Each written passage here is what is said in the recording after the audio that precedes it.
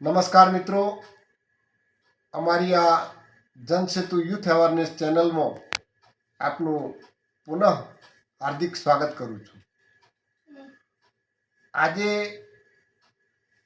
આ વિડીયોમાં આપણે મેં ટાઇટલમાં લખ્યું છે કે નશો નાશનું મૂળ છે, વ્યસન વિનાશનું મૂળ છે. તો આ વ્યસન છે એ સમાજની અંદર એક વ્યાપેલું ઘોર દૂષણ છે. આ દૂષણને ડામવા માટે સરકારશ્રીના અથાગ પ્રયત્નો,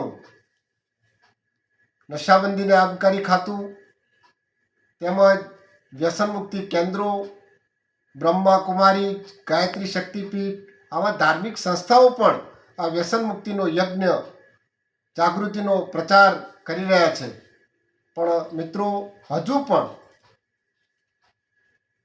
આ સમાજની અંદર અને ખાસ કરીને નાની ઉંમરથી આજે 15 વર્ષથી શરૂ કરી અને 50 વર્ષની વય સુધીમાં વ્યસન યુવાનોમાં રોજે રોજ ફેશન બની ગયું છે.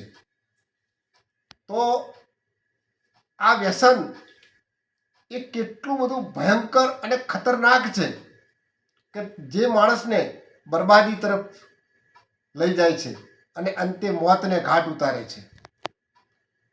વ્યસનથી એ સામાજિક બરબાદી, સમાજમાં લોકો એને નફરતથી, ઘૃણાથી જુએ છે. તો સામે પક્ષે માન, મોભો, મર્યાદા એ સમાજમાંથી ચૂકી જાય છે. એના બાળકોનું કોઈ સામાજિક વેવિશાળ પણ કરતું નથી. વ્યસનની માણસ એટલી બધી લત ઉપર ચડી જાય છે કે એ એના બાળકોને પૂરતું શિક્ષણ આપી શકતો નથી. કારણ કે જે કંઈ કમાણી કરે છે, જે કંઈ મજૂરી કરે છે, જે એના ઘરમાં આવક આવે છે, એ તમામ પૈસા એ વ્યસનમાં વાપરી નાખે છે. જેના લીધે એના પરિવારની અંદર કજિયા કંકાસ સતત ચાલતા હોય છે. ગરીબીથી ઘેરાયેલો પરિવાર, ભૂખમરાની તરફ જતો પરિવાર એ જોત જોતાની અંદર મોતને તરફ જતા પણ આપણે આ સમાજમાં જોયો છે.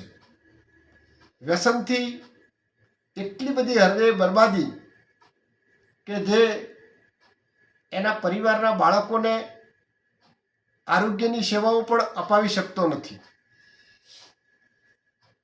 ઘણા પ્રકારના વ્યસનો છે.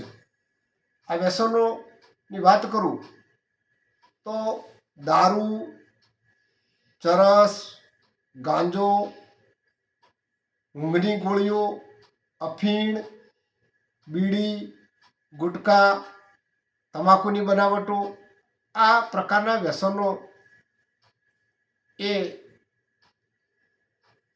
બીમારી અને બરબાદી તરફ લઈ જાય છે. ગુજરાતની અંદર ખાસ કરીને ગ્રામીણ વિસ્તારમાં દારૂ વધારે પીવાય છે. એટલે લોકો દારૂને સાથે એક જે એનું સેવન કરે છે, જે એને પીવે છે, એ દારૂડિયા તરીકે લોકો એને નફરતની લાગણીથી, નફરતની દ્રષ્ટિથી જોતા હોય છે. દારૂ એ દારૂડિયો પીતો નથી,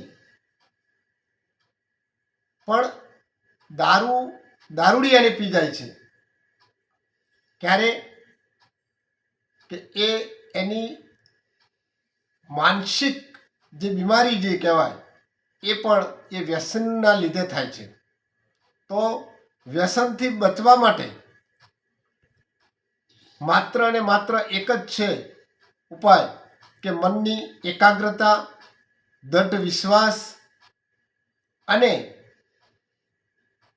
ઘણા પ્રકારના સભાઓ, સત્સંગો, સંત સમાગમો દ્વારા એ વ્યસન છૂટી શકે છે.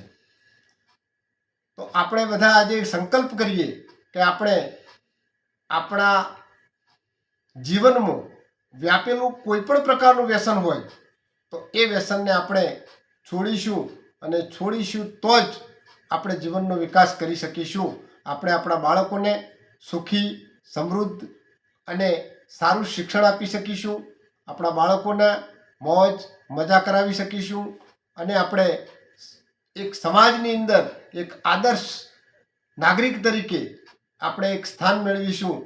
તો મારી બધાને વિનંતી છે કે આપણે વ્યસન મુક્ત થઈએ.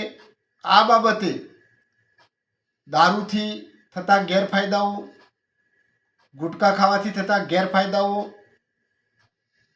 અન્ય પ્રકારના ઘણા બધા વ્યસનો, હું આગળ પણ કહ્યું છે કે દારૂ, ચરસ, ગાંજો, અફીણ, ઊંઘની ગોળીઓ, અને આજકાલ મોબાઈલ વધારે જોવું એ પણ એક વ્યસન જ છે. તો આપણે આ બધા વ્યસનોને એક ફેશન બનાવી દીધી છે, પણ જો આ ફેશનને દૂર કરીશું તો 110% આ સમાજને આપણે એક વિકાસની પરિભાષામાં લઈ જઈ શકીશું, અને સમાજને તંદુરસ્ત સમાજ, વ્યસન મુક્ત સમાજ બનાવી શકીશું. વધુ વિગતો માટે ફરીથી મારો બીજો વિડીયો આવી રહ્યો છે. એ વિડીયો જોવા માટે આપને મારો અનુરોધ છે. આપને મારી વાત ગમી હોય તો લાઈક કરજો, શેર કરજો. અસ્તુ. ભારત માતા કી જય.